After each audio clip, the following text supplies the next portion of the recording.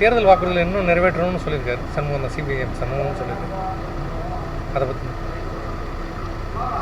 கிட்டத்தட்ட 90 விழுக்காட்டுக்கு வாக்குறுதிகள் நிறைவேற்றப்பட்டுள்ளன என்று முதல்வர் கூறியிருக்கிறார். நிறைவேற்றப்படாத வாக்குறுதிகளை நிறைவேற்ற வேண்டும் என்று மார்க்சிஸ்ட் கம்யூனிஸ்ட் கட்சியின் சார்பிலே சுட்டிக்காட்டியிருக்கிறார்கள். 100 விழுக்காடு நிறைவேற வேண்டும் என்பது எல்லோருடைய எதிர்பார்ப்பு. ஆகவே நானும் சொல்லுகிறேன், நிறைவேற்றப்படாத வாக்குறுதிகளை உடனே நிறைவேற்ற வேண்டும் என்பது என்னுடைய வேண்டுகோள். நாங்கள் கூடுதலாக மதுக்கடைகளை மூட வேண்டும், படிப்படியாக மூட வேண்டும், தேர்தலுக்கு முன்னதாக அதிலே ஒரு நிலைப்பாட்டை திமுக எடுக்க வேண்டும் என்பதையும் சேர்த்தே வலியுறுத்துகிறோம். 2023 தேர்தல் திமுக கூட்டணிக்கு மாற்றாக அதிமுக கூட்டணி அமையுமா? திமுக கூட்டணிக்கு அதிமுக கூட்டணி சவாலாக அமையுமா? என்ன நினைக்கிறீங்க? இதுவரையில் அப்படி எந்த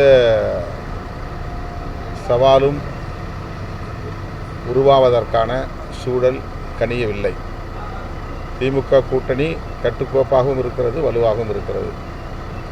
அதிமுக கூட்டணி இன்னும் ஒரு வடிவமே பெறவில்லை. அவர்களை குறைத்து மதிப்பிடுவதாக கருத வேண்டியதில்லை. யதார்த்தமான உண்மை அதுதான். அமித்ஷா அவர்கள் ஒரு முறைக்கு இருமுறை வந்தார், கூட்டணி ஆட்சி அமைக்கப் போகிறோம் என்று சொன்னார். பாஜக எதிர்பார்த்ததைப் போல ஏற்கனவே கூட்டணியில் இருந்த கட்சிகளே அந்த கூட்டணியில் இணைவதற்கு தயக்கம் காட்டுகின்றன. குறிப்பாக தேமுதிக, பாமக ஆகிய கட்சிகளை சார்ந்த தலைவர்கள் அமித்ஷா அவர்களை மரியாதை நிமித்தமாக கூட போய் சந்திக்கவில்லை.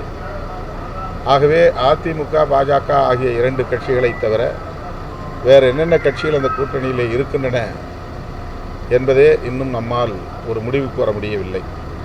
இந்த சூழலில் அதிமுக, பாஜக ஆட்சியை கைப்பற்றும், கூட்டணி ஆட்சி அமைக்கும் என்றெல்லாம் சொல்லுவது ஒரு வகையான பில்டப் என்று தான் சொல்ல வேண்டியிருக்கிறது. இப்போதைய இந்த நொடி வரையில் திமுக கூட்டணி தான் ஒரு கூட்டணியாக வடிவமும் பெற்றிருக்கிறது, வலுவாகவும் இருக்கிறது.